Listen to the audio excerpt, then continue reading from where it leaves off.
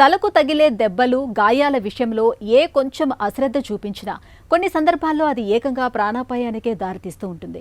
మనలో చాలా మంది తల నుంచి రక్తం కారితేనే ప్రమాదమని, లేకపోతే ఎలాంటి హాని లేదని అనుకుంటారు. నిజానికి అది ఒట్టి నమ్మకం మాత్రమే. తల నుంచి రక్తం కారకపోయినా పుర్రె లోపల తీవ్రమైన గాయాలు అయ్యే అవకాశాలు ఉంటాయని గుర్తుంచుకోవాలి.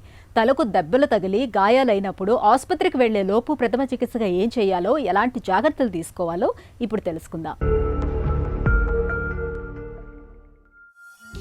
తలకు తగిలే గాయాలను 3 రకాలుగా చెప్పుకోవచ్చు. తేలికపాటి గాయాలు తగిలినప్పుడు బాధితులు స్పృహలోనే ఉంటారు. అయితే తమకు ఏం జరిగిందో, ఏం జరుగుతోందో చెప్పలేని గందరగోళంలో ఉంటారు. తీవ్రమైన తలనొప్పి, జ్ఞాపక శక్తికి, ప్రవర్తనకు సంబంధించిన సమస్యలు కనిపిస్తుంటాయి. ఒక మాదిరిగా దెబ్బలు తగిలినప్పుడు క్షతగాత్రులు మగతగా ఉంటారు. కళ్ళు తెరవడానికి ప్రయత్నిస్తారు.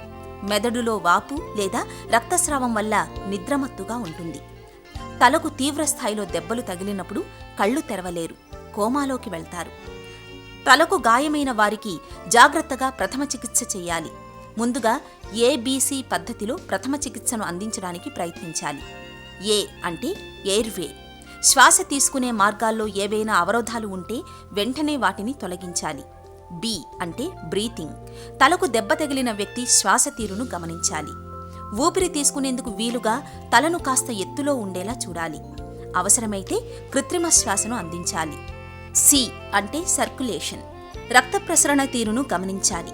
తలకు దెబ్బ తగిలి రక్తస్రావం అవుతున్నప్పుడు వెంటనే రక్తస్రావాన్ని ఆపడానికి ప్రయత్నించాలి.